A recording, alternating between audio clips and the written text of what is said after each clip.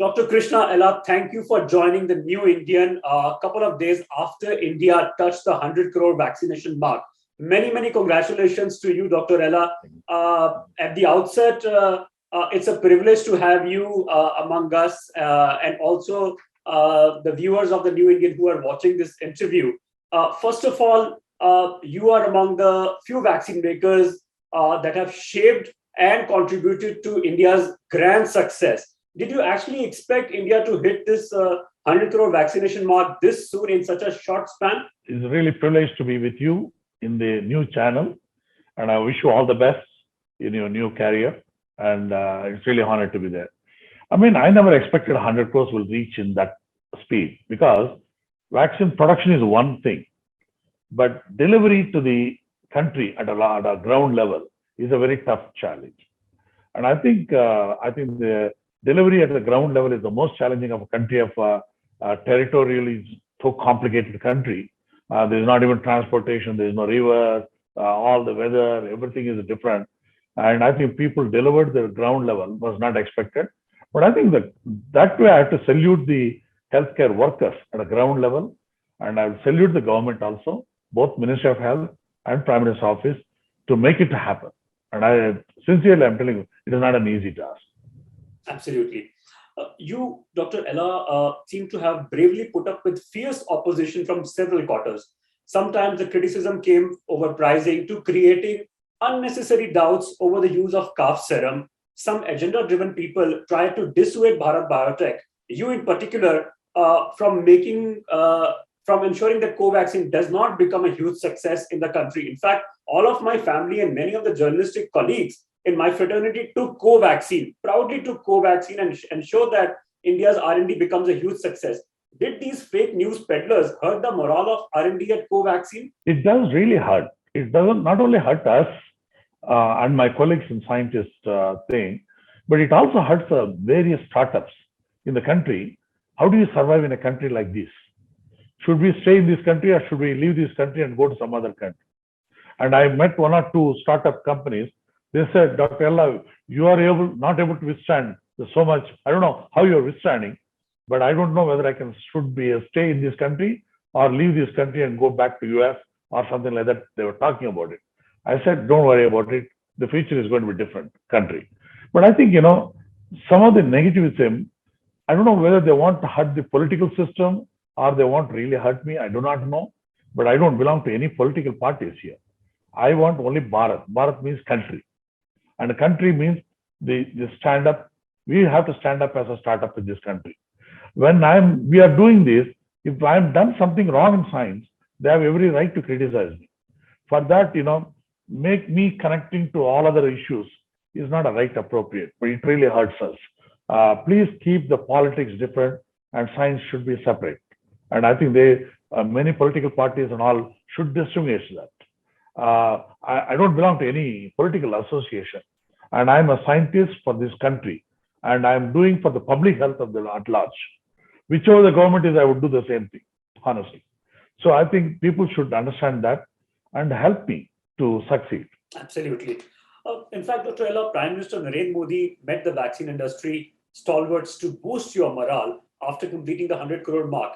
What are the encouraging things he said, he told you, and all of the people who were present there, the stakeholders, and what is the new roadmap for India from here onwards? No, he wants he wants a vaccine hub for the world.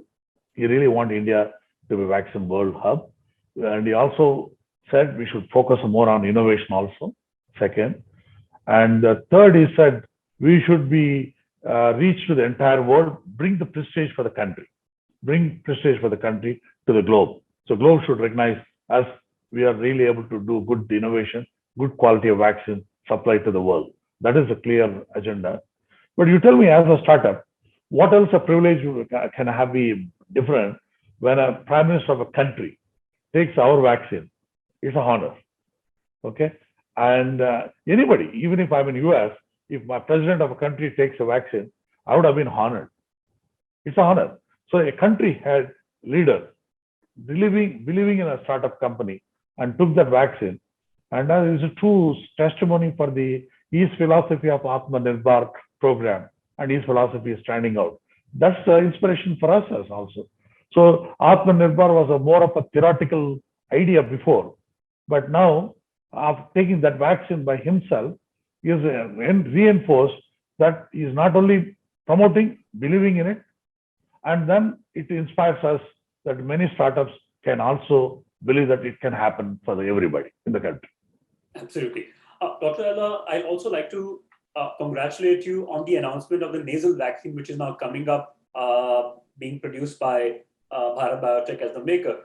How different nasal vaccine will be from the other vaccines, and it will help in controlling the transmission of COVID-19 infection? See, Rahul, I think the first time I'm telling in the TV channel, nasal would have come should have come by now.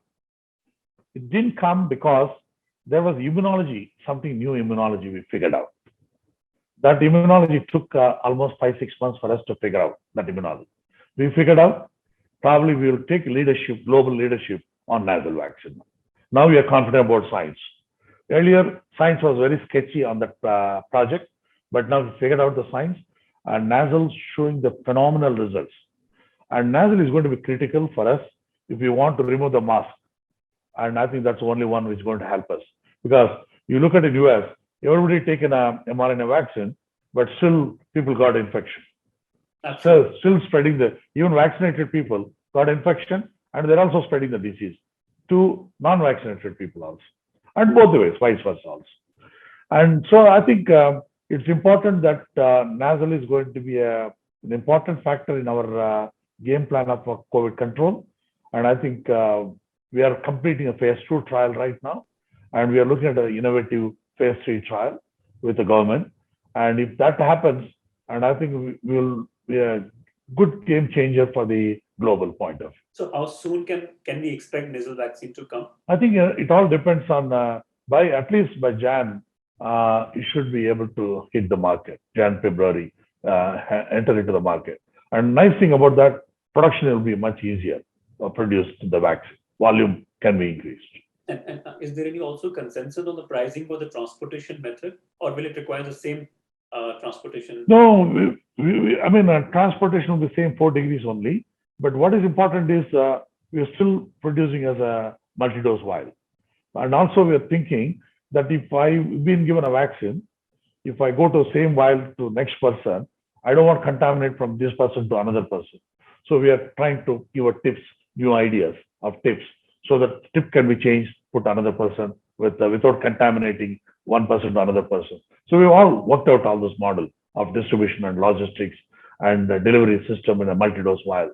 So we figured out that, and I think it's a normal, regular vaccine type strategy. Now, nothing special storage. Are we sort of arriving at any pricing as well? We have not figured out yet the price. Okay. Also, Dr. Ella, I mean, some epidemiologists across the world today say that third wave is coming, with some cases resurfacing in China.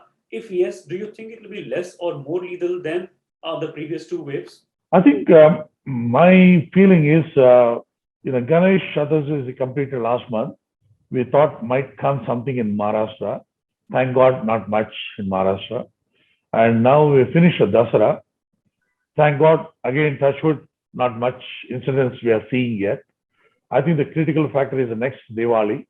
If Diwali passes safely, and I request every citizen to be cautious in Diwali time, and children can be carrying the virus also. So you have to be careful. The elders have to be careful in the functions. If we pass through Diwali, we should be all right. That's number one. Number two, you look at it, even medical system has been geared up very well. So it will not be like the COVID-2 attack, like that will not be there. Even if a little bit is there, we'll be rescuing the patient. In the hospital system also well developed, and they know how to treat them patients much better now. And how soon, since you mentioned children, how soon do we expect vaccination for children between the age group of 2 to 18 to take place? I mean, at least we are the first company in the world to bring for children age 2 to 18. And we have done the good safety and immunogenicity, other data. And we submitted to Drug Control General of India, subject expert committee review, and approved it. But the drug controller has to issue the license. We are waiting for that. But most important is there is a controversy already. should we give a children vaccine? Should we not give it a vaccine and all that? But I will tell you, the people who are criticizing of this giving to child, I'll ask simple question. If some child, a 3 years, 4 years child gets a disease, the child cannot express what she has got complaint. He or she has got a complaint about a lung infection. She can't, or he cannot. So if that 5% or 2% infection in the lungs, what will be the impact in the long run? That child has to pay the quality of the life. Nobody knows that. I mean, and that is one thing I'm worried about for children. If even a smallest incident has happened to a child, will have a long-term impact, particularly 5 years, 10 years down, whether they will have asthmatic problem, bronchitis problem, other problems will come in because the lung is infected. So we don't know that. So child might die, not die, but the quality of the life in the future, how it is going to be, I do not know. I'm not a medical person, but I'm a virologist. So I'm talking as a virological angle. So Dr. Ella, for the kids, for the children, your vaccine is going to be similar to what we are seeing in adults, where or is it going to be needle-less shot? No, it is going to be regular adult vaccine, same strategy to be used with children. Nothing different. Ours is regular injectable vaccine. Right. And of course, one of the key questions is how excited or nervous are you as the date for getting the approval from the WHO and EUL now approaches? How is this anxiety period? See, we have already 4 or 5 vaccines are approved by WHO for us pre-qualification. We have already. Somebody wrote inactivated vaccine is not approved by Bharat Biotech vaccine. And I want to tell them, my Chiron, my subsidiary company, Chiron Bearing, has got Rota rabies vaccine, inactivated vaccine, which is approved by WHO pre-qualification. So people talk everything without proper evidences and all that. With these sort of stories really hurts us and demoralizes us. And I think they should look at carefully about what they write and all that. But certainly we are nervous. But look at the people. When 4 or 5 months back, everybody want to save their life. They want a vaccine for saving their life. But now they want a vaccine for travel. See how life changes in 3 or 4 months from travel, from the health well-being of the person, now suddenly become a travel. And I think we respect that, but we never expected a national politics, global politics will happen like this. Okay. And that's number one. Number two, many countries are not insisting that you should have vaccination. Absolutely. Like US, they're asking you produce RT-PCR. Even the British, where they're asking a vaccination, they're also insisting that you have to produce RT-PCR. If you're vaccinated, why are they asking RT-PCR again? That means virus is spread everywhere in the world. So they're insisting because it is more of a politics, insisting on us. If you are a vaccinated person, should not take RT-PCR at all. In that case, then why are they insisting RT-PCR? It's just a game, and still you have to take RT-PCR. That means you are vaccinated, still you can carry the disease with you. That is why they want to ensure that you are RT-PCR negative. So I think they should look at US is not insisting on vaccination. They're asking you produce RT-PCR. That's all. Absolutely. And of course, I would rather say that many of the international travelers that I know of, they took Covaxin despite the fact that it may not have been allowed at that time, but that was a trust in the efficacy of Covaxin. Do you think that was also in the mind of international travelers because the Prime Minister took Covaxin, because many of the social media influencers took Covaxin, that they went on to take Covaxin despite countries not allowing that, and they are still ready to take that risk? I think some of the people are allowed to take a risk, and also they looked at it, the safety of the profile of the vaccine. See, when other vaccine came in clot, some of the clots are happening in the heart attack problem and other things, brain hemorrhage and all that. I think they looked at that also in the social media. They looked at Covaxin seems to be the safest vaccine. It's traditionally proven in a very safest vaccine. People are looked at that time. So in terms of efficacy, we are not lesser than anybody else. You look at it, I'm telling you, if mRNA vaccine, had they done it in a clinical trial when Delta variant was there, they would not even got the license actually. You look at the Mayo Clinic, and Israel has reported, it is between 30 and 40% efficacy against Delta variant. Okay? At least ours has shown 65%. efficacy against Delta variant. Okay, so I think it has shown better efficacy, better safety, not less than anybody else, not even mRNA vaccine. So if I had done my Covaxin in a COVID one when COVID wave first wave came in, I would have got even 85% efficacy because of similar strain. But when COVID-2 attack has come, second wave, that time it was a more Delta. 90% is Delta variant, not the Wuhan strain. So the efficacy dropped from probably what anticipated 85 dropped to 65%. But look at the other vaccine, would not have even got approved the license in a Delta variant time. People have to look at science in a systematic manner. They're not looking at it. This is just going in, and people, many scientists have never developed a product, and they don't understand this sort of clinical research, and they comment whatever they want to comment. That is also not right for the country. So Dr. Ella, which is the report that you trust as of today on the efficacy of Covaxin? Is it the one from BHU which said that even those who have recovered from COVID can take just one shot of Covaxin and still be safe, or the one which comes from the UK which sort of dithers over the efficacy? Which are the ones that you really trust the efficacy reports from across the globe? No, across the globe, I think the shifting heterologous, shifting the vaccine one to another one dose this, one dose other one, it really works very well scientifically. I'm telling honestly. Somebody gives a Covaxin first dose, and second dose can be a live vaccine. If you give a live vaccine, it really works very well.